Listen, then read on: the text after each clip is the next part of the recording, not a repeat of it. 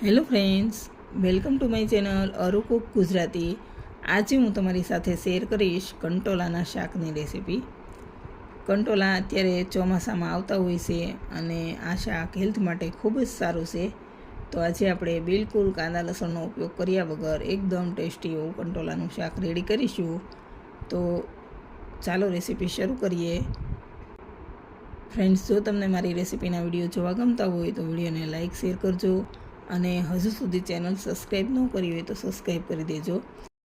તો કંટોલાનું શાક બનાવવા માટે મેં 200 ગ્રામ કંટોલા લીધા છે. કંટોલાની ઉપરની જે સ્કિન હોય છે તે એકદમ ખડબચડી હોય છે, એટલે તેને સાફ કરવા માટે બાઉલમાં પાણી નાખીશું અને થોડી વાર મૂકી દઈએ. આ રીતે બાઉલમાં પાણી નાખી અને કંટોલાને થોડી વાર મૂકી દેવાથી તેની અંદર ધૂળ માટી જે પણ હોય તે બધું જ બહાર આવી જશે અને કંટોલા એકદમ સરસ સાફ થઈ જશે. તો થોડી વાર આ રીતે પાણીમાં રાખીએ એટલે તેની જાતે જ બધી ધૂળ માટી બહાર નીકળી જાય છે. તો તેને એકદમ સાફ કરી લઈ લઈએ. હવે તેનો આ રીતનો થોડો આગળનો ભાગ હોય તે કાઢી લઈએ અને વચ્ચેથી 2 ભાગ કરીશું. જો કંટોલા આ રીતના એકદમ સરસ કૂણા હોય તો તેને વચ્ચેથી 2 ભાગ કરી અને આ રીતે લાંબા કટ કરી લેવા. ઘણીવાર કંટોલા અંદરથી લાલ નીકળતા હોય છે અને તેના બીજ પણ એકદમ સખત હોય છે.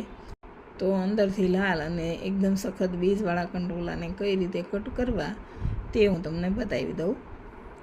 તો આપણે એક બીજું કંટોલું લઈ લઈએ, તેને પણ પાછળથી થોડો ભાગ કટ કરી અને વચ્ચેથી 2 ભાગ કરીશું. અને જો આ રીતે લાલ કંટોલા નીકળે તો તેને પણ આપણે બિલકુલ વેસ્ટ નહીં કરીએ અને આ રીતે તેને કટ કરી અને તેના બધા જ લાલ ભાગને બીજ સાથે કાઢી લઈએ. પછી જે વધે તેને આ રીતે કટ કરી લેવાનું. તો આપણે આ રીતે બધા જ કંટોલાને કટ કરી લઈએ. તો હવે મેં બધા જ કંટોલાને કટ કરી લીધા છે અને જે કંટોલામાંથી લાલ ભાગ અને સખત બીજ હતા તેને મેં કાઢી લીધા છે. તો આપણા બધા જ કંટોલા રેડી છે. હવે પેન ગરમ કરવા મૂકીશું અને તેમાં 2 ચમચા તેલ નાખીશું. આ શાકમાં આપણે પાણીનો બિલકુલ ઉપયોગ નથી કરવાનો, એટલે તેલનું પ્રમાણ થોડું વધારે રાખીશું.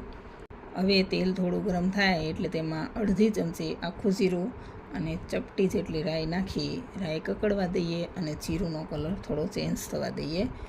થોડી વાર ચલાવતા રહી. રાઈ કકડી જાય અને જીરુંનો કલર ચેન્જ થાય એટલે તેમાં ચપટી જેટલી હિંગ નાખી તેને પણ ચલાવી લઈએ એકવાર.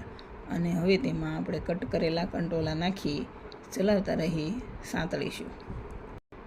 આ શાક તમારે ટિફિનમાં આપવું હોય તો પણ ચાલે. તમારે જો એકાદ દિવસ માટે સફરમાં જવાનું હોય અને તમે બહારનું ખાવાનું પસંદ ન કરતા હોય તો આ શાક તમે બનાવી અને સાથે લઈ જઈ શકો છો.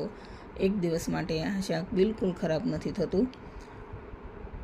અને આપણે જ્યારે શીતળા સાતમમાં પણ ટાઢું ખાતા હોઈએ ત્યારે પણ આ શાક રાંધણછઠના દિવસે બનાવીને મૂકી દઈએ તો સાતમના દિવસે ખાઈ શકાય છે.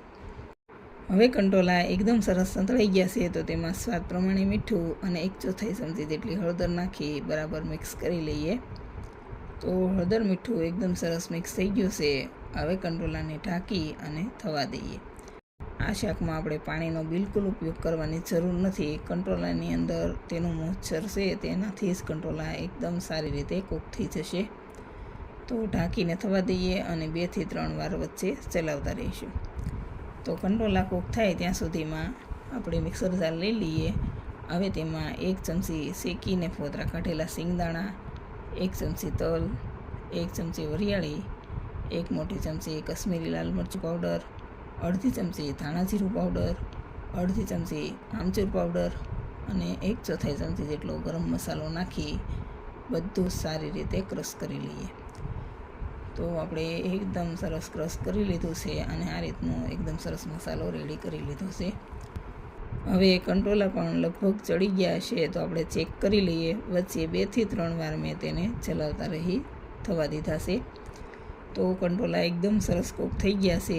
હવે તેમાં આપણે પીસેલો મસાલો નાખી તેને પણ સારી રીતે મિક્સ કરી લઈએ અને 2 મિનિટ જેવું થવા દઈએ. હવે શાક એકદમ રેડી છે તો તેમાં લીલા ધાણા નાખી તેને પણ મિક્સ કરી લઈએ. નીચે ઉતારી શાકને સર્વ કરી લઈએ. તો ફ્રેન્ડ્સ, હેલ્થ માટે સારું અને ખૂબ જ ટેસ્ટી એવું કંટોલાનું શાક રેડી છે. જો રેસીપી પસંદ આવી હોય તો જરૂર ટ્રાય કરજો. વિડીયો સારો લાગ્યો હોય તો લાઈક કરી દેજો, શેર કરી દેજો અને ચેનલ સબસ્ક્રાઈબ ન કરી હોય તો સબસ્ક્રાઈબ કરી દેજો. Thank you for watching.